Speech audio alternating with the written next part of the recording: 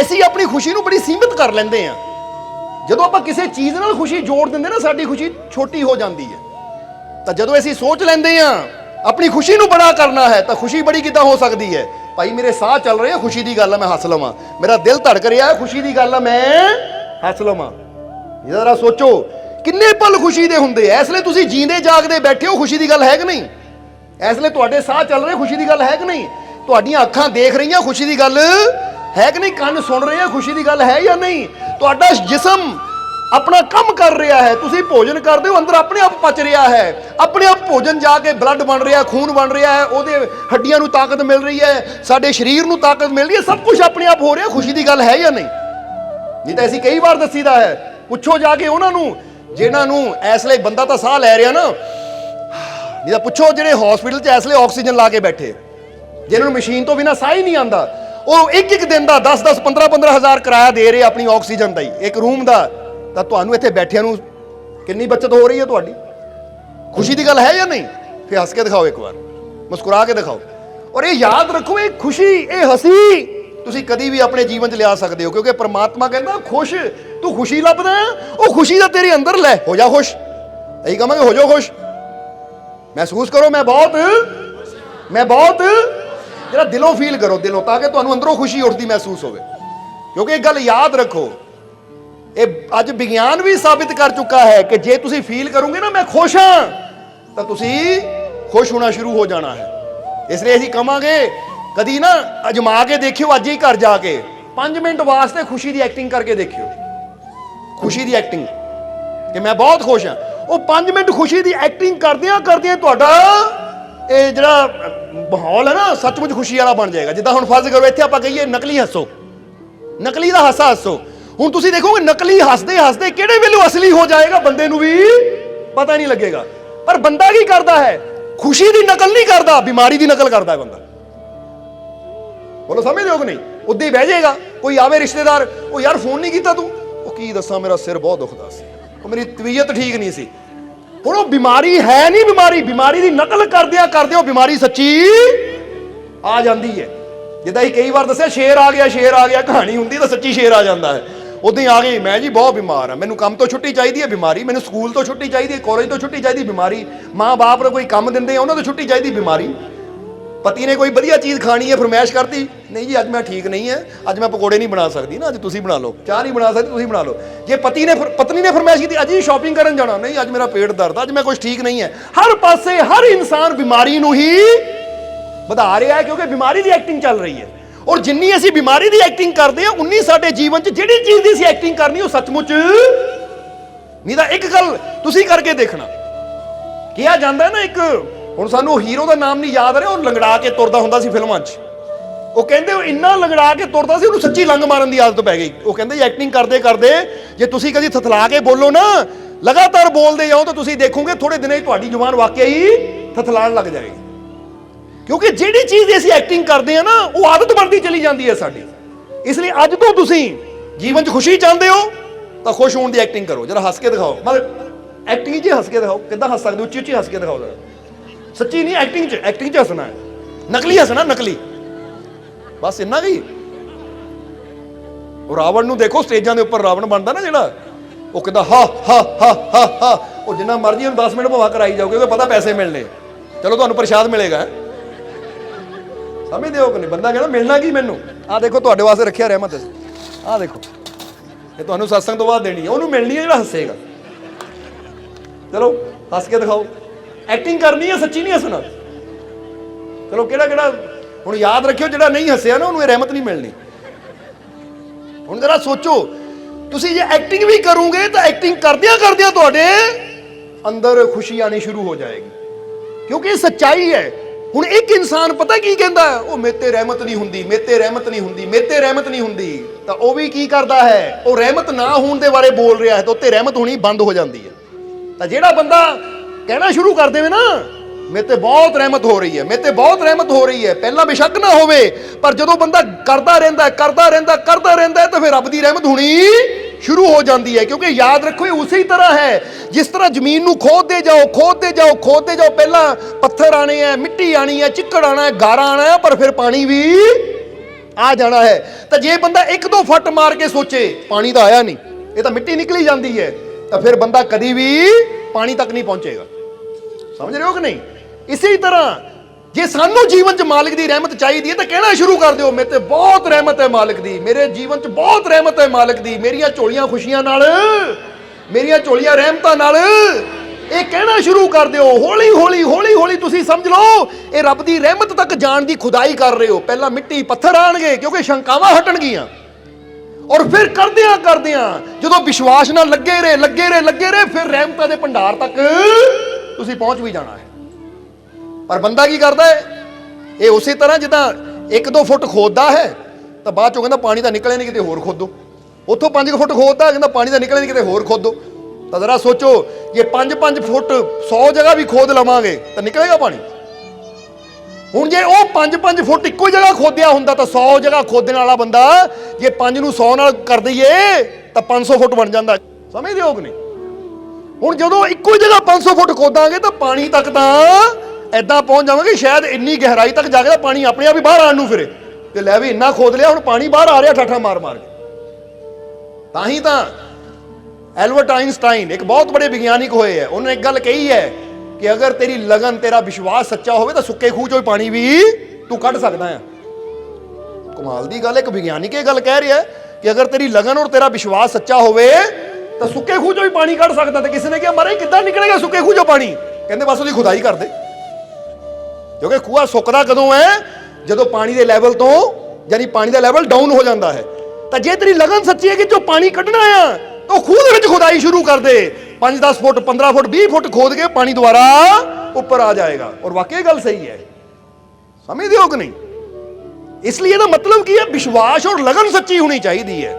ਇਸ ਕਰਕੇ ਆਪਣੇ ਅੰਦਰ ਲਗਨ ਰੱਖੋ ਕਿ ਮੈਂ ਬਹੁਤ ਖੁਸ਼ ਹਾਂ, ਮੇਰੇ ਜੀਵਨ 'ਚ ਬਹੁਤ ਖੁਸ਼ੀਆਂ ਹੈ। ਔਰ ਅਸੀਂ ਫਿਰ ਕਹਾਂਗੇ ਕਿ ਇਹਨੂੰ ਉਦਾਂ ਹੀ ਨਾ ਲਿਓ, ਕਿਉਂਕਿ ਕੁਝ ਟੀਚਰ ਨਾ ਆਪਣੇ ਬੱਚਿਆਂ ਨੂੰ ਸਬਜੈਕਟ ਦਿੰਦੇ ਹੈ ਜਾਂ ਕੁਝ ਪਾਠ ਦਿੰਦੇ ਜਿਹਨੂੰ ਕਹਿੰਦੇ ਘਰ ਜਾ ਕੇ ਕਰਨਾ ਜ਼ਰੂਰ ਹੈ, ਹੋਮਵਰਕ ਹੈ।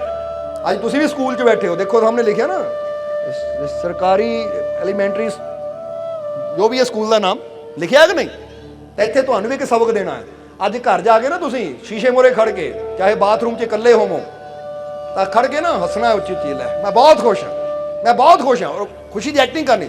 ਤੁਸੀਂ ਦੇਖੋਗੇ ਤੁਹਾਡਾ ਰੋਮ ਰੋਮ ਖੁਸ਼ੀ ਨਾਲ ਭਰ ਜਾਏਗਾ। ਜੇ ਕਿਤੇ ਬਿਮਾਰੀ ਹੈ ਨਾ, ਫਰਜ਼ ਕਰੋ ਸਿਰ ਦੁਖ ਰਿਹਾ ਹੈ, ਕਿਤੇ ਪੇਟ ਦਰਦ ਹੈ, ਅਸੀਂ ਇਹ ਜੋ ਦੱਸ ਰਹੇ ਆ ਨਾ ਜਮਾ ਕੇ ਦੇਖਣਾ, ਸਿਰਫ ਇੱਥੇ ਨਹੀਂ ਸਿਰ ਹਿਲਾਉਣਾ, ਤੁਹਾਨੂੰ ਇਹਦਾ ਫਰਕ ਆਪਣੇ ਆਪ ਮਹਿਸੂਸ ਹੋਏਗਾ। ਫਿਰ ਸਾਡਾ 12 ਤਰੀਕ ਨੂੰ ਨਾ ਕਪੂਰਥਲੇ ਸਤਸੰਗ ਹੈ, ਉੱਥੇ ਆ ਕੇ ਦੱਸਿਓ ਫਰਕ ਪਿਆ ਕਿ ਨਹੀਂ ਪਿਆ। ਸਮਝਦੇ ਹੋ ਕਿ ਨਹੀਂ? ਕਿਉਂਕਿ 12 ਤਰੀਕ ਕਪੂਰਥਲਾ ਤੁਹਾਡੇ ਨੇੜੇ ਹੀ ਹੈ। 12 ਦਸੰਬਰ ਦਿਨ ਐਤਵਾਰ ਨੂੰ, ਫਿਰ ਉੱਥੇ ਆ ਕੇ ਦੱਸਿਓ ਕਿ ਇਹ ਚੀਜ਼ ਦਾ ਫਰਕ ਪੈਂਦਾ ਕਿ ਨਹੀਂ ਪੈਂਦਾ। ਜੇ ਤੁਹਾਡਾ ਸਿਰ ਦਰਦ ਹੈ, ਜੇ ਤੁਹਾਡੇ ਪੇਟ ਦਰਦ ਹੈ, ਸ਼ੀਸ਼ੇ ਮੂਹਰੇ ਖੜ ਜਾਣਾ। ਜੇ ਸ਼ੀਸ਼ਾ ਪੂਰਾ ਹੋਵੇ ਬੜਾ ਠੀਕ ਆ, ਨਹੀਂ ਤਾਂ ਜੇ ਚ ਫੇਸ ਨਜ਼ਰ ਆਵੇ ਖੜ ਕੇ ਕਹੋ ਜੇ ਕਿਤੇ ਦਰਦ ਹੈ, ਸਿਰ ਦਰਦ ਹੈ, ਮਾਲਕ ਦੀ ਰਹਿਮਤ ਨਾਲ ਮੈਂ ਠੀਕ ਹਾਂ। ਔਰ ਨਾਲੇ ਹੱਸਦਿਆਂ ਹੋਇਆ, ਮਾਲਕ ਦੀ ਰਹਿਮਤ ਨਾਲ ਮੈਂ ਠੀਕ ਹਾਂ। 5 ਮਿੰਟ ਵਾਸਤੇ ਤੁਸੀਂ 10-15 ਵਾਰ ਪੂਰੇ ਵਿਸ਼ਵਾਸ ਨਾਲ ਸ਼ੀਸ਼ੇ ਆਪਣੀਆਂ ਅੱਖਾਂ ਵੱਲ ਦੇਖਦਿਆਂ ਕਹਿਣਾ ਹੈ, ਤਾਂ ਤੁਸੀਂ ਪਾਉਂਗੇ ਵਾਕਈ 15 ਮਿੰਟਾਂ ਬਾਅਦ ਤੁਸੀਂ ਠੀਕ ਹੋ ਜਾਓਗੇ।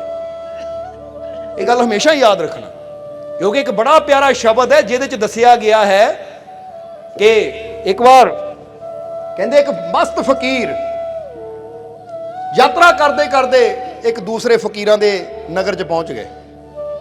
ਤਾਂ ਉਹ ਫਕੀਰ ਨੇ ਇਮਤਿਹਾਨ ਲੈਣ ਦੀ ਖਾਤਰ ਪੁੱਛਿਆ ਇਸ ਨੂੰ कि कौन तुम्हारी जात है, कौन तुम्हारा नाव, कौन तुम्हारा इष्ट है, कहां तुम्हारा गांव। जो फकीर ने पूछया कि तेरी जात की है, तेरा नाम की है और तेरा भगवान कौन है, तो तेरा गांव केड़ा है। तो अगे फकीर ने जवाब की दिता, जरा हुण समझ लेना इस चीज़ नूं, क्योंकि ये जवाब समझ लो कि साडे सारियां नाल जुड़िया होया है। कि जो पूछया कौन तुम्हारी जात है, तेरी जात केड़ी है, कौन तुम्हारा नाम और तेरा नाम की है, कौन तुम्हारा इष्ट है, तेरा भगवान कौन है, किहनूं मानदा है तू, और कौन तुम्हारा गांव, और तेरा गांव कौन सा है। समझदे हो कि नहीं? बंदा है तेरी जात कौन सी है, भी तेरा नाम कौन की है, तेरा पिंड किहड़ा है, तेरा भगवान किहड़ा, मानदा किहनूं है तू, किहड़े धर्म दा है, किहड़ी जात दा है। जदों ये पुछया तां फकीर ने की जवाब दिता। ये जवाब साडे सारिਆਂ ਨਾਲ जुड़िया, इसलिए ध्यान देना।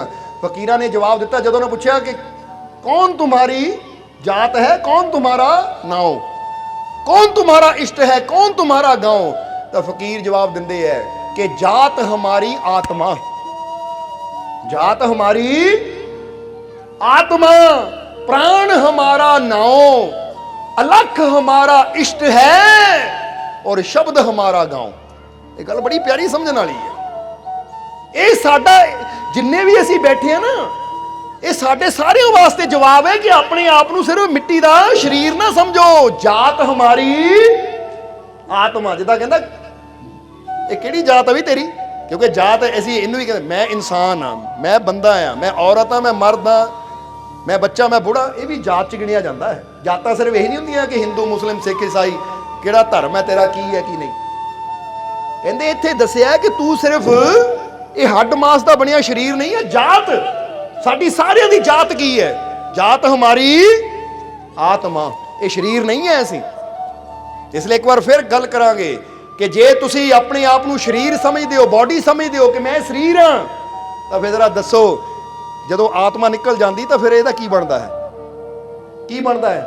ਇਹਨੂੰ ਦਫਨਾ ਦਿੰਦੇ ਆ ਜਾਂ ਫਿਰ ਇਹਨੂੰ ਕੀ ਕਰਦੇ ਆ? ਚਿਤਾ ਤੇ ਰੱਖ ਕੇ ਸਾੜ ਦਿੰਦੇ ਆ। ਤਾਂ ਹੁਣ ਜੇ ਬੰਦਾ ਇਹ ਹੋਵੇ ਤਾਂ ਹੁਣ ਸਰੀਰ ਤਾਂ ਹੁਣ ਵੀ ਹੈ, ਤਾਂ ਹੁਣ ਕਿਉਂ ਨਹੀਂ ਸੰਭਾਲ ਕੇ ਰੱਖਦੇ? ਹੁਣ ਕਿਉਂ ਅੱਗ 'ਚ ਪਾ ਰਹੇ ਹੋ? ਹੁਣ ਕਿਉਂ ਦਫਨਾ ਰਹੇ ਹੋ?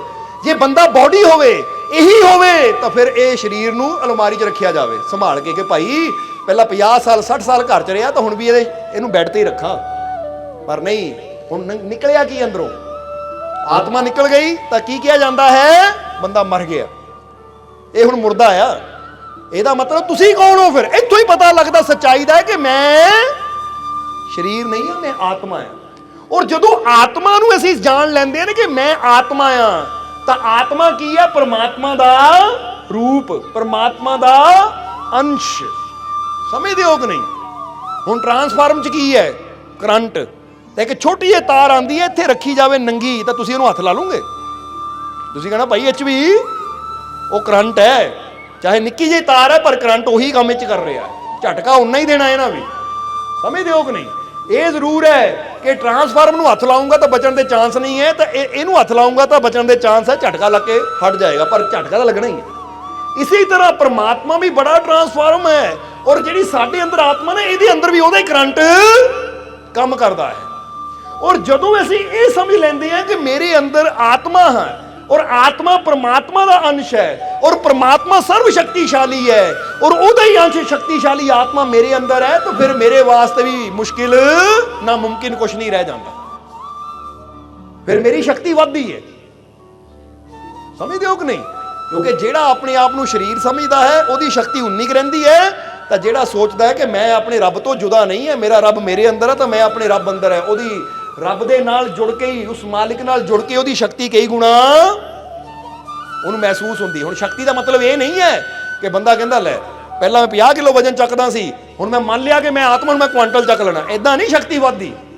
शक्ति का मतलब तुहाडी अंदरली स्थिति, मानसिक तौर पर तुसीं इन्ने मजबूत हो जाते हो, अंदरूनी तौर पर इन्ने मजबूत हो जाते हो कि बाहरलियां परेशानियां का असर तुहाडे ते नहीं पैंदा। जिद्दां तुसीं देखदे हो ना, एक बंदा हुंदा माड़ा जिहा ठंडा पानी पै जावे तो जुकाम हो जाता है, बीमार हो जाता, सर्दी हो जाती है, तो एक किदां दा हुंदा है, ठंडे पानी 'च नहाई भी जावे तां भी उहनूं कुछ नहीं हुंदा। इहदा मतलब कि एक अंदरों कमज़ोर है और एक अंदरों स्ट्रोंग है, मजबूत है। हुण एक बंदा इदां दा भी हुंदा है, वो ते जिन्नियां मर्जी मुश्किल आ जाण वो हाए तक नहीं करदा, तो एक इदां दा हुंदा कि माड़ी जी तकलीफ नूं देखदा है, इत्थे तक कि घर दे विच माड़ी जी छिपकली भी देख लैंदा, डर के बह जांदा है, हाए हाए करन लग जांदा है। इहदा मतलब मैंटली तौर पर, अंदरूनी तौर पर बड़ा एक कमज़ोर है, एक शक्तिशाली है। जिद्दां इत्थे मौलाना रूमी का एक होर किस्सा याद आ गया सानूं, जरा वो भी समझ लीए, साडे जीवन नाल वो भी जुड़िया होया है। एक दिन मौलाना रूमी अपने सेवकां नाल जा रहे सी, तो सामने एक अखाड़ा सी, अखाड़े विच एक कुछ पहलवान सी जिहड़े एक दूजे नाल प्रैक्टिस कर रहे सी, कुश्ती लड़ रहे सी। तो उन्हां चों एक उच्चा लंबा तगड़ा पहलवान ਉਹਨੇ ਕੱਲਾ ਹੀ 5 ਨਾਲ लड़ रहा ਸੀਗਾ और 5 ਨੂੰ ਚੱਕ ਕੇ मार रहा सी। तो मौलाना रूमी के सेवकों ने कहा, महाराज कितना शक्तिशाली है, कितना ताकतवर बंदा है, कितना तगड़ा पहलवान है, 5 नूं संभाल रहा है। तो मौलाना रूमी हसे, कहते शरीरिक तौर पर ताकतवर है, पर जे तुसीं सानू पुछो असली ताकतवर कौन है, तो फिर मौलाना रूमी ने इशारा किया, कहते वो है असली ताकतवर। जदों सेवकों ने उधर नूं देखिया कि किहनूं कह रहे हैं, तो देखिया एक फकीर, सुक्का जिहा मरीयल जिहा फकीर ना पेड़ के थल्ले बैठा है, अपने रब नूं याद कर रहा है। ਕਹਿੰਦੇ ਪਹਿਲਵਾਨ ਨਾਲੋਂ 1000 ਗੁਣਾ ਜ਼ਿਆਦਾ ਤਾਕਤਵਰ ਇਹ ਫਕੀਰ ਹੈ। ਉਹ ਕਹਿੰਦੇ ਮਾਰੇ ਬਾਹਾਂ ਤੇ ਦੀਆਂ ਪਤਲੀਆਂ ਪਤਲੀਆਂ ਹੈ, ਸੁੱਕਾ ਜਿਹਾ ਸਰੀਰ ਹੈ, ਇਹ ਕਾਹਦਾ ਤਾਕਤਵਰ, ਪੰਜਾਂ ਨਾਲ ਇਕੱਲਾ ਲੜ ਰਿਹਾ ਹੈ। ਤਾਂ ਉਸਲੇ ਮੌਲਾਨਾ ਰੂਮੀ ਨੇ ਕਿਹਾ, ਇਹ ਯਾਦ ਰੱਖੋ। ਕੀ ਕਹਿੰਦੇ ਮੌਲਾਨਾ ਰੂਮੀ, ਤੁਸੀਂ ਵੀ ਯਾਦ ਰੱਖਣਾ। ਕਹਿੰਦੇ ਉਹ ਸਰੀਰਕ ਤੌਰ ਤੇ, ਜਿਸਮਾਨੀ ਤੌਰ ਤੇ ਤਾਕਤਵਰ ਹੈ ਕਿ ਉਹ ਜਿਸਮਾਨੀ ਤਾਕਤ ਹੈ ਉਹਦੇ ਅੰਦਰ, ਪਰ ਜਿਹੜਾ ਫਕੀਰ ਹੈ ਨਾ, ਇਹਨੇ ਆਪਣੇ ਮਨ ਨੂੰ ਕਾਬੂ ਕੀਤਾ ਹੋਇਆ, ਆਪਣੇ ਅੰਦਰਲੇ ਵਿਕਾਰਾਂ ਨੂੰ ਕਾਬੂ ਕੀਤਾ ਹੋਇਆ, ਆਪਣੇ ਕ੍ਰੋਧ ਨੂੰ ਕਾਬੂ ਕੀਤਾ ਹੋਇਆ, ਆਪਣੇ ਅੰਦਰਲੀਆਂ ਬੁਰਾਈਆਂ ਨੂੰ ਕਾਬੂ ਕੀਤਾ ਹੋਇਆ ਹੈ, ਆਪਣੀਆਂ ਇੰਦਰੀਆਂ ਨੂੰ ਕਾਬੂ ਕੀਤਾ ਹੋਇਆ ਹੈ। ਔਰ ਜਿਹੜਾ ਆਪਣੇ ਅੰਦਰ ਦੀਆਂ ਬੁਰਾਈਆਂ ਨੂੰ, ਆਪਣੇ ਅੰਦਰ ਦੇ ਸ਼ੈਤਾਨ ਨੂੰ ਕਾਬੂ ਕਰ ਲਵੇ, ਸਭ ਤੋਂ ਬੜਾ ਤਾਕਤਵਰ ਤਾਂ ਉਹ ਹੁੰਦਾ ਹੈ। ਸਮਝਦੇ ਹੋ ਕਿ ਨਹੀਂ? ਕਹਿੰਦੇ ਅਜਮਾ ਕੇ ਦੇਖ ਲਈ, ਪਹਿਲਵਾਨ ਨੂੰ ਮਾੜੀ ਜਿਹੀ ਗਾਲੀ ਕੱਢ ਦੇ, ਗੁੱਸੇ ਨਾਲ ਆ ਕੇ ਤੇਰੀ ਧੌਣ ਫੜ ਲੇਗਾ। ਇਹ ਫਕੀਰ ਦੇ ਤੂੰ ਪੱਥਰ ਵੀ ਮਾਰ ਲੈ ਫਿਰ ਵੀ ਹੱਸੇਗਾ, ਕਿਉਂਕਿ ਇਹਨਾਂ ਆਪਣੇ ਕ੍ਰੋਧ ਨੂੰ ਕਾਬੂ ਕੀਤਾ ਹੋਇਆ ਹੈ, ਆਪਣੀਆਂ ਬੁਰਾਈਆਂ ਨੂੰ ਜਿੱਤਿਆ ਹੋਇਆ ਹੈ। ਤਾਂ ਹੀ ਤਾਂ ਗੁਰੂ ਵੀ ਕਹਿੰਦੇ ਨਾ, ਮਨ ਜੀਤੇ ਜਗਜੀਤ। ਹੁਣ ਜਦੋਂ ਤਾਕਤ ਦੀ ਗੱਲ ਕਰਦੇ ਆ, ਤਾਂ ਜਦੋਂ ਤਾਕਤ ਦੀ ਗੱਲ ਕਰਦੇ ਆ ਤੇ ਅਸੀਂ ਉਹ ਅੰਦਰੂਨੀ ਤਾਕਤ ਦੀ ਗੱਲ ਕਰਦੇ ਆ ਕਿ ਜਦੋਂ ਇਨਸਾਨ ਇਹ ਮੰਨਦਾ ਕਿ ਮੈਂ ਆਤਮਾ ਆ, ਮੈਂ ਪਰਮਾਤਮਾ ਦਾ ਅੰਸ਼ ਆ, ਤਾਂ ਫਿਰ ਇਨਸਾਨ ਬਿਮਾਰੀਆਂ ਤੋਂ ਨਹੀਂ ਡਰਦਾ, ਫਿਰ ਇਨਸਾਨ ਮੁਸ਼ਕਿਲਾਂ ਤੋਂ ਨਹੀਂ ਡਰਦਾ, ਫਿਰ ਇਨਸਾਨ ਪਰੇਸ਼ਾਨੀਆਂ ਤੋਂ ਨਹੀਂ ਡਰਦਾ, ਕਿਉਂਕਿ ਫਿਰ ਉਹਨੂੰ ਇੰਨਾ ਅੰਦਰੋਂ ਹੌਸਲਾ ਮਿਲਦਾ ਆ ਕਿ ਜੇ ਮੁਸ਼ਕਿਲ, ਪਰੇਸ਼ਾਨੀ, ਬਿਮਾਰੀ ਮੇਰੇ ਜੀਵਨ 'ਚ ਆਏਗੀ ਵੀ ਤਾਂ ਮੇਰਾ ਮਾਲਿਕ ਇੰਨਾ ਸਮਰੱਥ ਹੈ, ਮੈਂ ਉਹਦਾ ਰੂਪ ਆ, ਮੈਂ ਉਹਦਾ ਅੰਸ਼ ਆ, ਇਹ ਬਿਮਾਰੀ ਮੇਰਾ ਕੁਝ ਨਹੀਂ ਵਿਗਾੜ ਸਕਦੀ, ਇਹ ਤਕਲੀਫ ਮੇਰਾ ਕੁਛ ਨਹੀਂ ਵਿਗਾੜ ਸਕਦੀ। ਉਹਨੂੰ ਇੰਨੀ ਹਿੰਮਤ ਮਿਲਦੀ ਹੈ ਕਿ ਉਹ ਹਿੰਮਤ ਹੀ ਬੰਦੇ ਨੂੰ ਫਿਰ ਉਹ ਪਰੇਸ਼ਾਨੀ ਜੋ ਮੁਸ਼ਕਿਲ ਚੋਂ ਕੱਢ ਲੈਂਦੀ ਹੈ। ਸਮਝਦੇ ਹੋ ਕਿ ਨਹੀਂ? ਇਸ ਕਰਕੇ ਮੈਂਟਲੀ ਤੌਰ ਤੇ ਆਪਣੇ ਆਪ ਨੂੰ ਇਹ ਸਮਝਣਾ ਹੈ, ਅੰਦਰ ਯਾਦ ਰੱਖਣਾ ਮਾਨਸਿਕ ਤੌਰ ਤੇ ਕਿ ਮੈਂ ਕਮਜ਼ੋਰ ਨਹੀਂ ਹਾਂ, ਕਿਉਂਕਿ ਜਿਹੜਾ ਮੰਨ ਲੈਂਦਾ ਨਾ ਮੈਂ ਕਮਜ਼ੋਰ ਹਾਂ, ਮੈਂ ਨਹੀਂ ਕਰ ਸਕਦਾ, ਫਿਰ ਉਹ ਕਮਜ਼ੋਰ ਹੀ ਰਹਿ ਜਾਂਦਾ। ਤਾਂ ਜਿਹੜਾ ਮੰਨਦਾ ਹੈ ਕਿ ਮੈਂ ਸ਼ਕਤੀਸ਼ਾਲੀ ਪਰਮਾਤਮਾ ਦਾ ਅੰਸ਼ ਹਾਂ ਔਰ ਮੇਰੇ ਵਾਸਤੇ ਉਹਦੀ ਰਹਿਮਤ, ਉਹਦੀ ਕਿਰਪਾ ਹਰ ਵੇਲੇ ਤਿਆਰ ਹੈ ਮੇਰੀ ਮਦਦ ਕਰਨ ਵਾਸਤੇ, ਇਸ ਲਈ ਮੈਨੂੰ ਡਰਨ ਦੀ ਜ਼ਰੂਰਤ ਨਹੀਂ ਹੈ, ਫਿਰ ਹਰ ਜਗ੍ਹਾ ਵਾਕਈ ਉਹਦੀ ਰਹਿਮਤ, ਉਹਦੀ ਸਹਾਇਤਾ ਵੀ ਕਰਦੀ ਹੈ। ਇਹ ਯਾਦ ਰੱਖਣਾ ਹਮੇਸ਼ਾ। ਇਸ ਲਈ ਕਹਿੰਦੇ ਕੌਣ ਹਮਾਰੀ ਆਤਮਾ, ਜਰਾ ਗੌਰ ਕਰਨਾ, ਕੌਣ तुम्हारी जात है? ਉਹ ਕਹਿੰਦੇ ਜਾਤ ਹਮਾਰੀ ਕੀ ਹੈ? ਕਹਿ ਦਿਓ ਤੁਸੀਂ, ਆਤਮਾ। ਤਾਂ ਹੀ ਤਾਂ ਕਿਹਾ ਜਾਂਦਾ ਹੈ ਕਿ I am son of the God, no evil can touch me, ਕਿ ਮੈਂ ਈਸ਼ਵਰ ਦਾ ਬੱਚਾ, ਕੋਈ ਬੁਰੀ ਚੀਜ਼ ਮੇਰੇ ਲਾਗੇ ਨਹੀਂ ਆ ਸਕਦੀ। ਇਹ ਗੱਲ ਤੁਸੀਂ ਵੀ ਯਾਦ ਰੱਖਿਆ ਕਰੋ। ਜਦੋਂ ਡਰ ਲੱਗੇ ਨਾ ਕਿਸੇ ਚੀਜ਼ ਨੂੰ ਲੈ ਕੇ, ਤਾਂ ਯਾਦ ਰੱਖਿਆ ਕਰੋ ਮੈਂ ਆਪਣੇ ਮਾਲਿਕ ਦਾ ਬੱਚਾ ਆ, ਕੋਈ ਬੁਰੀ ਚੀਜ਼ ਮੇਰੇ ਲਾਗੇ ਨਹੀਂ ਆ ਸਕਦੀ। ਇੰਨੀ ਗੱਲ ਸੋਚਣ ਦੇ ਨਾਲ ਹੀ ਧਿਆਨ ਮਾਲਿਕ ਵੱਲ ਚਲਾ ਜਾਂਦਾ ਹੈ, ਤਾਂ ਹਿੰਮਤ ਇੰਨੀ ਵੱਧ ਜਾਂਦੀ ਹੈ ਕਿ ਮੈਂ ਮਾਲਿਕ ਦਾ ਬੱਚਾ, ਮੈਨੂੰ ਕੀ ਡਰ। ਤਾਂ ਵਾਕਈ ਇਨਸਾਨ ਦੇ ਜੀਵਨ ਚੋਂ ਫਿਰ ਜਦੋਂ ਡਰ ਦੂਰ ਹੋ ਜਾਂਦਾ ਹੈ, ਤਾਂ ਫਿਰ ਉਹ ਚੀਜ਼ਾਂ ਜਾਂ ਉਹ ਪਰੇਸ਼ਾਨੀਆਂ, ਉਹ ਤਕਲੀਫਾਂ ਵੀ ਪਿੱਛੇ ਹਟਣੀਆਂ ਸ਼ੁਰੂ ਹੋ ਜਾਂਦੀਆਂ ਹੈ। ਤੁਸੀਂ ਅੱਜ ਹੀ ਅਜਮਾ ਕੇ ਦੇਖ ਲਿਓ, ਇੱਕ ਕੁੱਤੇ ਨੂੰ ਦੇਖ ਕੇ ਤੁਸੀਂ ਡਰੋਗੇ ਨਾ, ਕੁੱਤਾ ਵੀ ਤੁਹਾਡੇ ਵੱਲ ਆਏਗਾ, ਤੇ ਕੁੱਤੇ ਨੂੰ ਦੇਖ ਕੇ ਅੱਗੇ ਵਧੋਗੇ ਹੁਰ ਕਰਦਿਆਂ, ਤਾਂ ਕੁੱਤਾ ਵੀ ਦੌੜ ਕੇ ਚਲਾ ਜਾਏਗਾ, ਯਾਨੀ ਦੌੜ ਜਾਏਗਾ ਉਹ ਵੀ, ਕਿਉਂਕਿ ਉਹਨੂੰ ਪਤਾ ਕਿ ਅੱਗੇ ਕੋਈ ਡਰਨ ਵਾਲਾ ਨਹੀਂ, ਅੱਗੇ ਡਰਾਉਣ ਵਾਲਾ ਖੜਾ ਹੈ। ਤੁਹਾਡੀ ਵੀ ਹਿੰਮਤ ਇੰਨੀ ਹੋਣੀ ਚਾਹੀਦੀ, ਸਾਹਸ ਇੰਨਾ ਹੋਣਾ ਚਾਹੀਦਾ ਹੈ ਕਿ ਮੁਸੀਬਤ ਤੁਹਾਡੇ ਵੱਲ ਆਵੇ ਤਾਂ ਤੁਸੀਂ ਨਾ ਡਰੋ, ਬਲਕਿ ਤੁਹਾਨੂੰ ਇਦਾਂ ਹੌਸਲੇ ਨਾਲ ਖੜਾ ਦੇ ਕੇ ਮੁਸੀਬਤ ਡਰ ਕੇ ਕੀ ਹੋਣਾ ਚਾਹੀਦਾ ਹੈ? ਦੌੜ ਜਾਵੇ। ਔਰ ਹੁੰਦਾ ਹੈ। ਸਮਝਦੇ ਹੋ ਕਿ ਨਹੀਂ? ਇਸ ਲਈ ਆਪਣੇ ਆਪ ਨੂੰ ਇਹ ਗੱਲ ਕਹਿਣੀ ਹੈ ਕਿ ਮੈਂ ਆਪਣੇ ਮਾਲਿਕ ਦਾ ਬੱਚਾ ਹਾਂ, ਉਹ ਪਰਮ ਪਿਤਾ ਪਰਮਾਤਮਾ ਦਾ ਬੱਚਾ ਹਾਂ, ਮੈਨੂੰ ਡਰਨ ਦੀ ਜ਼ਰੂਰਤ ਨਹੀਂ ਹੈ। ਇਸ ਲਈ ਜਾਤ ਹਮਾਰੀ ਆਤਮਾ ਔਰ ਪ੍ਰਾਣ ਹਮਾਰਾ ਨਾਮ। ਔਰ ਕਹਿੰਦੇ ਨਾਮ ਕੀ ਹੈ ਤੇਰਾ? ਕਹਿੰਦੇ ਹਰ ਇੱਕ ਦਾ ਨਾਮ ਤਾਂ ਪ੍ਰਾਣ ਹੀ ਹੈ, ਕਿਉਂਕਿ ਜਿਹੜੇ ਪ੍ਰਾਣ ਆ ਰਹੇ ਨਾ ਜਾ ਰਹੇ ਹੈ, ਇਹੀ ਬੰਦਾ ਹੈ, ਕਿਉਂਕਿ ਪ੍ਰਾਣ ਹੈ ਤਾਂ ਫਿਰ ਹੀ ਨਾਮ ਹੈ। ਜੇ ਪ੍ਰਾਣ ਹੀ ਨਹੀਂ, ਹੁਣ ਤੁਹਾਨੂੰ ਕੋਈ ਪੁੱਛੇ ਤੁਹਾਡਾ ਨਾਮ ਕੀ ਹੈ, ਤੁਸੀਂ ਬੋਲਦੇ ਹੋ, ਉਹ ਨਾਮ ਬੋਲਦੇ ਹੋ ਜੋ ਮਾਤਾ ਪਿਤਾ ਨੇ ਦਿੱਤਾ ਹੈ, ਪਰ ਬੋਲਣ ਵਾਲਾ ਤਾਂ ਅੰਦਰ ਉਹ ਪ੍ਰਾਣ ਸ਼ਕਤੀ ਹੈ ਜੋ ਬੋਲ ਰਹੀ ਹੈ। ਕਿਉਂਕਿ ਜੇ ਪ੍ਰਾਣ ਹੀ ਨਾ ਅੰਦਰ ਹੋਣ ਤਾਂ ਕੋਈ ਜਵਾਬ ਦੇ ਸਕਦਾ? ਮੁਰਦੇ ਅੰਦਰ ਪ੍ਰਾਣ ਨਹੀਂ ਹੁੰਦੇ ਤਾਂ ਮੁਰਦਾ ਕੋਈ ਜਵਾਬ ਦੇ ਸਕਦਾ ਹੈ? ਉਹ ਕਹਿੰਦੇ ਐ ਪਿਆਰਿਆ, ਬਾਹਰੋਂ ਨਾਮ ਜੋ ਮਰਜ਼ੀ ਰੱਖ ਲੈ।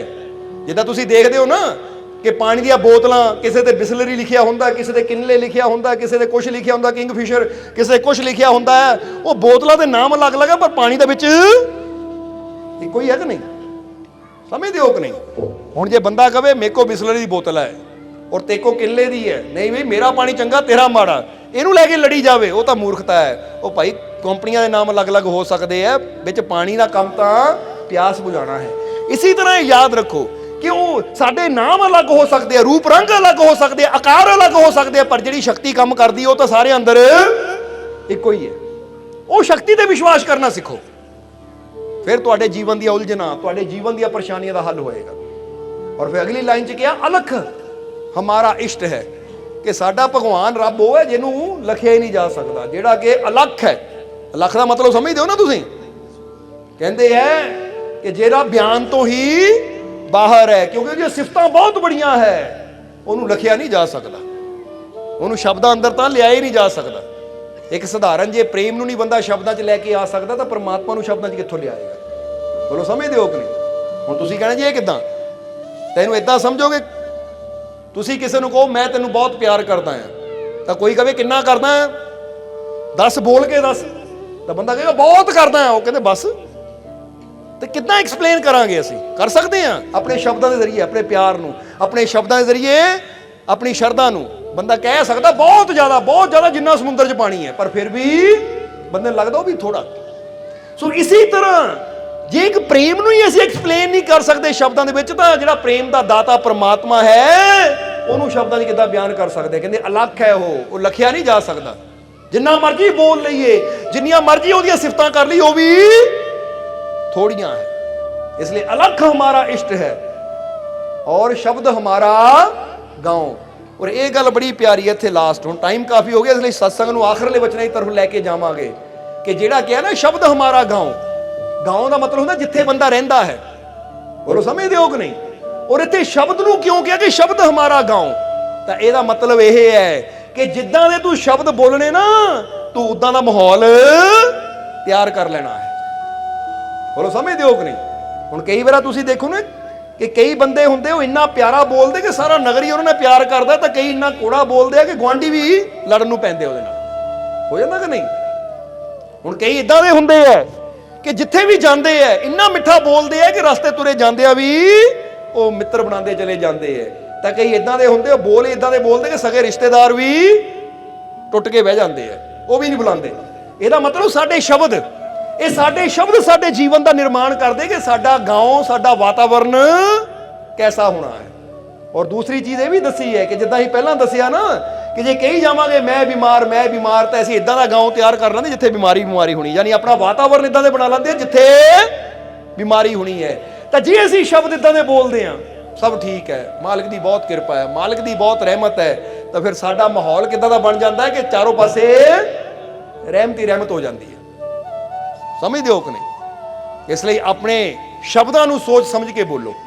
ਜਦੋਂ ਵੀ ਮੈਂ ਬੋਲਣਾ ਤਾਂ ਖਾਸ ਕਰਕੇ ਆਪਣੇ ਬਾਰੇ ਜਦੋਂ ਵੀ ਬੋਲਣਾ ਹੈ ਨਾ, ਤਾਂ ਜੇ ਬੋਲਣ ਨੂੰ ਦਿਲ ਕਰੇ ਮੈਂ ਬਹੁਤ ਬਿਮਾਰ, ਉਹ ਨਹੀਂ, ਬਿਮਾਰ ਨਹੀਂ ਬੋਲਣਾ, ਬਲਕਿ ਬੋਲੋ ਮੈਂ ਠੀਕ ਹਾਂ, ਮੈਂ ਤੰਦਰੁਸਤ ਹਾਂ, ਮੈਂ ਬਹੁਤ ਖੁਸ਼ ਹਾਂ, ਮੈਨੂੰ ਕਾਮਯਾਬੀ ਮਿਲ ਰਹੀ ਹੈ, ਮੈਨੂੰ ਸਫਲਤਾ ਮਿਲ ਰਹੀ ਹੈ।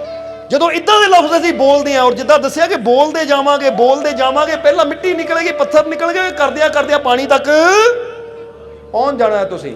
ਜਦੋਂ ਇਹੀ ਲਫ਼ਜ਼ ਸਾਡੇ ਚੱਲਣਗੇ ਤਾਂ ਜਿੱਦਾਂ ਹੀ ਪਹਿਲਾਂ ਦੱਸਿਆ ਕਿ ਜਿਹੜੀ ਚੀਜ਼ ਦੀ ਐਕਟਿੰਗ ਕਰਨੀ ਹੈ ਉਹ ਸੱਚਮੁੱਚ ਆਦਤ ਬਣਦੀ ਚਲੀ ਜਾਣੀ ਹੈ, ਉਹ ਸੱਚਮੁੱਚ ਹੋਣੀ ਸ਼ੁਰੂ ਹੋ ਜਾਣੀ ਹੈ। ਬੋਲੋ ਸਮਝਦੇ ਹੋ ਕਿ ਨਹੀਂ? ਇਸ ਕਰਕੇ ਅੱਜ ਤੋਂ ਚੰਗੀਆਂ ਆਦਤਾਂ ਬਣਾਓ, ਉਹ ਆਦਤਾਂ ਬਣਾਓ ਜੋ ਤੁਹਾਡੇ ਜੀਵਨ ਦੀ ਖੁਸ਼ੀ ਨੂੰ ਵਧਾਉਣ ਵਾਲੀਆਂ ਹੈ। ਔਰ ਜਿੱਦਾਂ ਫਕੀਰਾਂ ਨੇ ਕਿਹਾ ਤੂਫਾਨ ਮੇਰੇ ਘਰ ਨੂੰ ਲਿਜਾ ਸਕਦਾ ਹੈ ਪਰ ਮੇਰੀ ਖੁਸ਼ੀ ਨੂੰ ਨਹੀਂ, ਕਿਉਂਕਿ ਖੁਸ਼ੀ ਮੇਰੇ ਕਿੱਥੇ ਹੈ? ਅੰਦਰ ਹੈ। ਸਮਝਦੇ ਹੋ ਕਿ ਨਹੀਂ? ਇਸ ਲਈ ਆਪਣੀ ਖੁਸ਼ੀ ਨੂੰ ਆਪਣੇ ਅੰਦਰ ਇੱਥੇ ਰੱਖੋ ਕਿ ਮੈਂ ਖੁਸ਼ ਹਾਂ ਕਿਉਂਕਿ ਮੇਰਾ ਮਾਲਿਕ ਮੇਰੇ, ਮੈਂ ਤੰਦਰੁਸਤ ਹਾਂ ਕਿਉਂਕਿ ਮੇਰਾ ਮਾਲਿਕ ਮੇਰੇ, ਮੇਰਾ ਬਾਲ ਨਹੀਂ ਵਿੰਗਾ ਹੋ ਸਕਦਾ ਕਿਉਂਕਿ ਮੇਰਾ ਮਾਲਿਕ ਮੇਰੇ, ਹਰ ਜਗ੍ਹਾ ਉਹਨਾਂ ਮੇਰੀ ਰੱਖਿਆ ਕਰਨੀ ਹੈ ਕਿਉਂਕਿ ਮੇਰਾ ਮਾਲਿਕ ਮੇਰੇ। ਬਸ ਇਦਾਂ ਦੀਆਂ ਸੋਚਾਂ ਜਦੋਂ ਰੱਖਦੇ ਆ ਤਾਂ ਦੇਖੋ ਵੀ ਹਿੰਮਤ ਮਿਲਦੀ ਹੈ ਕਿ ਨਹੀਂ, ਫਿਰ ਹੌਸਲਾ ਮਿਲਦਾ ਕਿ ਨਹੀਂ। ਇਸ ਲਈ ਇੱਕ ਗੱਲ ਹਮੇਸ਼ਾ ਯਾਦ ਰੱਖਣੀ ਕਿ ਉਹ ਬਚਨ ਸੋਚੋ, ਉਹ ਬਚਨ ਬੋਲੋ, ਉਹਦੇ ਵੱਲ ਧਿਆਨ ਦਿਓ ਜਿਹਦੇ ਨਾਲ ਤੁਹਾਡੀ ਹਿੰਮਤ ਵਧੇ, ਤੁਹਾਡੀ ਖੁਸ਼ੀ ਵਧੇ। ਤਾਂ ਜਿਹੜੀ ਚੀਜ਼ ਤੁਹਾਡੇ ਦਿਲ ਨੂੰ ਤੋੜਨ ਵਾਲੀ ਹੋਵੇ ਉਹ ਗੱਲਾਂ ਬਾਰੇ ਵਿਚਾਰ ਨਾ ਕਰੋ। ਜਿੱਦਾਂ ਫਰਜ਼ ਕਰੋ ਇੱਕ ਬੰਦਾ ਬਿਮਾਰ ਹੈ, ਜੇ ਉਹ ਸੋਚੀ ਜਾਵੇ ਪਤਾ ਨਹੀਂ ਮੈਂ ਠੀਕ ਹੋਣਾ ਜਾਂ ਨਹੀਂ ਹੋਣਾ, ਪਤਾ ਨਹੀਂ ਮੈਂ ਠੀਕ ਹੋਣਾ ਜਾਂ ਨਹੀਂ ਹੋਣਾ, ਪਤਾ ਨਹੀਂ ਬਿਮਾਰੀ ਨੇ ਮੇਰੀ ਜਾਨ ਹੀ ਲੈ ਜਾਣੀ, ਤਾਂ ਇਹ ਗੱਲਾਂ ਸਾਡੇ ਦਿਲ ਨੂੰ, ਸਾਡੇ ਹੌਸਲੇ ਨੂੰ ਵਧਾਉਣ ਵਾਲੀਆਂ ਜਾਂ ਘਟਾਉਣ ਵਾਲੀਆਂ ਨੇ? ਆਪ ਹੀ ਜਵਾਬ ਦੇ ਦਿਓ ਸਾਨੂੰ। ਉਹ ਇਹਨਾਂ ਸਾਨੂੰ ਖੁਸ਼ੀ ਮਿਲੇਗੀ ਜਾਂ ਦੁੱਖ ਮਿਲੇਗਾ?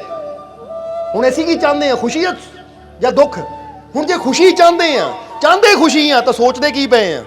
ਸੋਚਦੇ ਉਹਨਾਂ ਚੀਜ਼ਾਂ ਨੂੰ ਹੈ ਜਿਹੜੇ ਸਾਡੇ ਦੁੱਖ ਨੂੰ ਵਧਾਉਣ ਵਾਲੀਆਂ।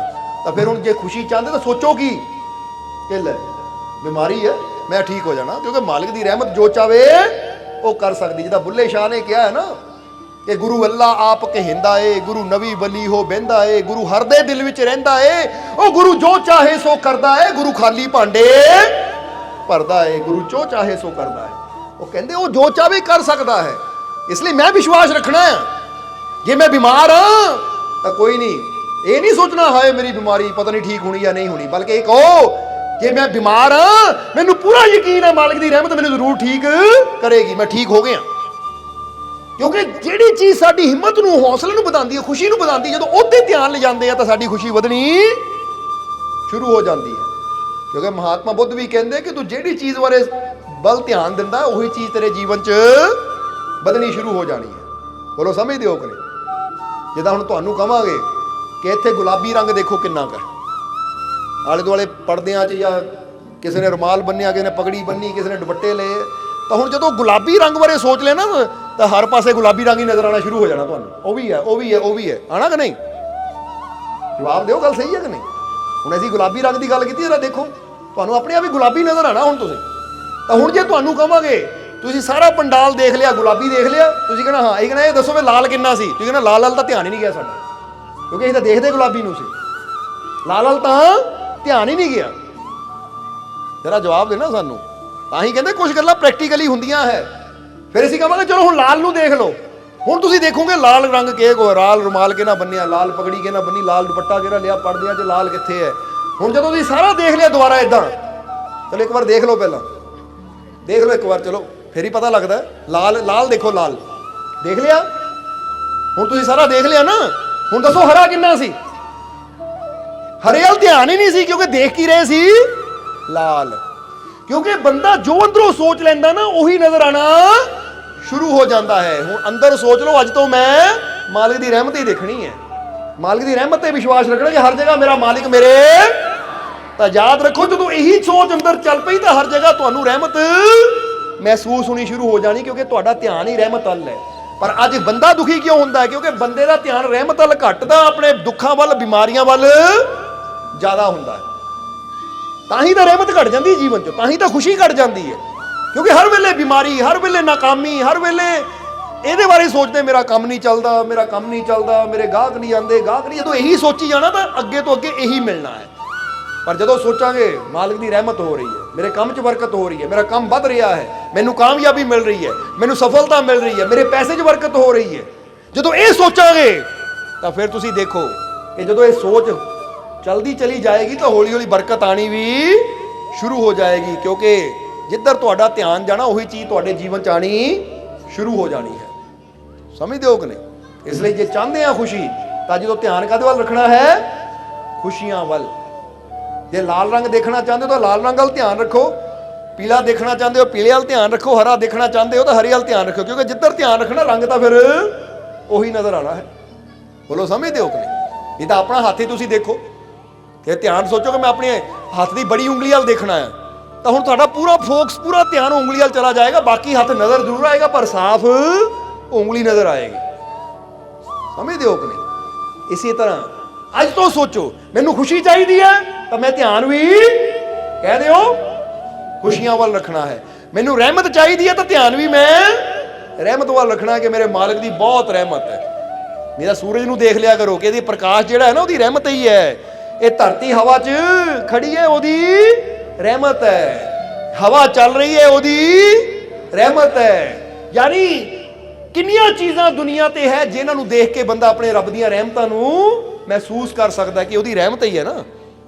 ਅਸੀਂ ਸੱਚ ਦਸੀਏ ਜਦੋਂ ਫੁੱਲ ਦੇਖਦੇ ਹਾਂ ਨਾ ਅਸੀਂ ਤਾਂ ਫੁੱਲਾਂ ਨੂੰ ਦੇਖ ਕਹਿੰਦੇ ਉਹਦੀ ਰਹਿਮਤ ਹੈ ਕਿ ਮਿੱਟੀ ਅੰਦਰੋਂ ਵੀ ਇੰਨੇ ਸੁੰਦਰ ਫੁੱਲ ਪੈਦਾ ਕਰ ਦਿੰਦਾ ਹੈ। ਪਰ ਉਹ ਸਮਝਦੇ ਹੋ ਕਿ ਨਹੀਂ?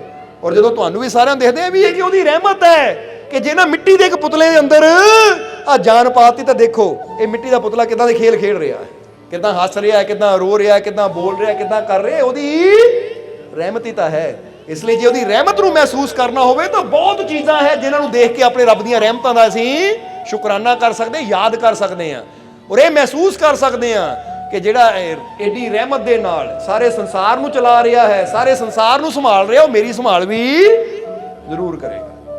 ਉਹ ਸਮਝਦੇ ਹੋ ਕਿ ਇਸ ਨੂੰ ਆਖਰਲੇ ਵਚਨਾਂ 'ਚ ਕਹਿਣਾ ਹੈ कि याद रखो हमेशा जे रहमत चाहिए है तो ध्यान भी मालिक दी रहमतां वल रखो। जे चाहते हो दुश्मन मेरे ना चले तो फिर हर वेले यार दुनिया दुश्मनों ना भरी हुई है तो दुश्मन ही हर जगह मिलणगे। तो जे चाहते हो हर जगह मेरा मालिक मिले तो फिर सोचो सब दे अंदर मेरा मालिक वसदा है और मेरा मालिक हर जगह मेरे नाल है। पता नहीं उन्हें किहड़े रूप च आके मेरी मदद कर देनी है। तो फिर देखो ओदी रहमत किदां किदां आके तुहाडी हेल्प करेगी, तुहाडी संभाल करेगी। बस विश्वास, क्योंकि जिद्दां दा असीं विश्वास रखना सानू फल भी उदां दा मिलना है। इसलिए हुण कह दिओ कि मैनू अपने मालिक ते पूरा, मैनू अपने मालिक ते पूरा, मैनू अपने मालिक ते पूरा, मेरियां झोलियां रहमतां नाल, मेरियां झोलियां रहमतां नाल, मेरियां झोलियां रहमतां नाल मेरे सारे दुख दूर, मेरे सारे दुख दूर, मेरे सारे दुख दूर, मेरियां झोलियां खुशियां नाल, मेरियां झोलियां खुशियां नाल, मेरियां झोलियां खुशियां नाल मेरा मालिक मेरे, मेरा मालिक मेरे, मेरा मालिक मेरे। बस ये विश्वास रखना कि मालिक नाल है तो हर कदम ते हर पल तुसी आप ही महसूस करोगे कि वाकई वो नाल है। समझ दिओ कि इसलिए अज तो यकीन रखो, विश्वास रखो, दुखा तकलीफां नूं देख के घबराना नहीं है, डरना नहीं है। और जिद्दां दसिया घर जाके शीशे मूहरे जाके जे किते दर्द है तो कहना शुरू करो अपने अखां दे विच अखां पा के कि मेरे सारे दुख दूर हो गए, मैं ठीक हाँ, मालिक दी बहुत रहमत है। जे मैं उदास हाँ तो शीशे मूहरे खड़ के हसन दी एक्टिंग करो, देखने जरूर लगे मैं की कर रहा है, पर याद रखो खुशी चाहिए तो कुछ ना कुछ तो करना पैना ही है। क्योंकि शुरुआत करांगे तो फिर ही पता लगेगा कि काम वाकई असर करता है या नहीं करता। डॉक्टर दियां कोड़ियां कोड़ियां दवाइयां खा सकते हो, लाइनां च लग सकते हो, पर्ची लैके इंतजार कर सकते हो, तो उत्थे तो बाथरूम के शीशे मूहरे जाना है। असीं दरवाजा बंद करके कोई देखने वाला भी है नहीं, इन्ना का कर सकते ना। असीं करके देखो, कह के देखो, हस के देखो, तो तुहानूं अपने आप लगेगा वाकई ये चीज़ का प्रभाव पैंदा है। और उम्र की भी फिक्र ना करियो, ये ना सोचो दाढ़ी चिट्टी काली, समझ दिओ कि नहीं, क्योंकि उत्थे इकल्ले ही हो तुसीं, समझ लेना जरा। इसलिए चाहे चिट्टी दाढ़ी तो भी हस लो, क्योंकि हसन से कोई जुर्माना नहीं कि इस उम्र तो बाद हस नहीं सकते तुसीं, समझ दिओ कि नहीं। जब तक प्राण चल रहे है, जब तक श्वास है, प्राण है, उदों तक रब ने सारिਆਂ ये ताकत दी कि हस सकता, मुस्कुरा सकता है। बोलो समझ दिओ कि नहीं। और जो हस सकते तो रोना क्यों, जो स्माइल कर सकते भी उदास क्यों होना, क्योंकि वक्त तो गुजरना ही है, रो के क्यों गुजारिए, हस के गुजारिए। नहीं तो पढ़ के देखो, कहते जो भगत सिंह जी ना फांसी देने लगे लैके चले, तब उस वेले भी चेहरे ते स्माइल सी, मुस्कुराहट सी। नहीं तो सामने मौत होवे तो बंदा कहते जिन्ने पल है डर के नहीं खुशी नाल जीने है। चाहे मौत सामने भी सी, फिर भी वो कहते जे आ 4 पल भी है ना तो मैं खुशी दे नाल जीना है, क्योंकि जिंदगी का एक एक पल बड़ा कीमती है, बड़ा अनमोल है। नाले फकर है मैनू कि मैं तो अपने देश की खातर कुर्बान हो रहा। यानी कहने का मतलब की है कि इशारे होंगे है। अज बंदे नू जिंदगी उस मालिक ने दी हुई है, तो बंदा एवं चिंता करता रहेगा, पता नहीं की बनना, पता नहीं की बनना। ये कहते 4 साल भी बचे है ना, डॉक्टर कहे 4 साल ही है तेरे को, वो लै भी अपनी टेंशन अपने को रख, 4 साल भी मैं खुशी ना कटने है। तो जरा याद रखना, इसलिए हसो मुस्कुराओ, जरा स्माइल करो और ये सोचो कि जिंदगी का हर पल मैं हसदिया मुस्कुरांदिया खुशी के नाल जीना है, क्योंकि मेरा मालिक मेरे। इसलिए अपने अंदर विश्वास रखो, यकीन रखो, और जिन्हां दे अंदर विश्वास है, यकीन है, जेडे अपनी खुशी को अपने मालिक नाल जोड़ देंदे हैं, फिर उन्हां दे जीवन च खुशियां भरपूर हो जाती है, फिर कोई कमी भी नहीं आती। इसलिए हुण आखिरले वचनां च यही उस मालिक के चरनां च अरदास बेनती करांगे कि मालिक तुहानूं सबनूं अपनियां रहमतां दे नाल, बरकतां दे नाल, बख्शिशां दे नाल, खुशियां दे नाल भरपूर रखण, तुहानूं दिन दुगनी रात चौगुनी तरक्की देण, तुहाडीआं सब दीआं तकलीफां दुखां दर्दां नूं दूर करन, और तुहानूं ये सोची देण, समझ देण कि तुसी अपनी समझ नूं अपने मालिक दीआं रहमतां दे नाल, विश्वास दे नाल जोड़ सको, ताकि हर कदम ते तुहानूं ओहदी रहमत महसूस होवे, हर कदम ते तुहानूं ओहदी रहमत प्राप्त होवे।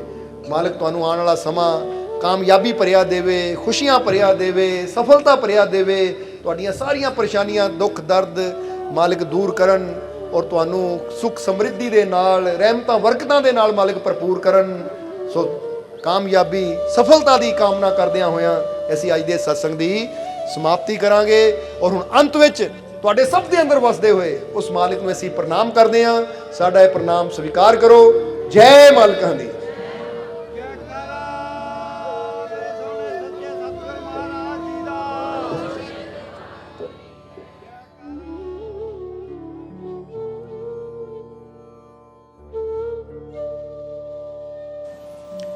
सब्सक्राइब कीजिए सर्व संध्या दरबार कांटिया शरीफ चैनल को और बेल आइकन दबाइए मालिक जी की लेटेस्ट सत्संग की वीडियो को सबसे पहले देखने के लिए।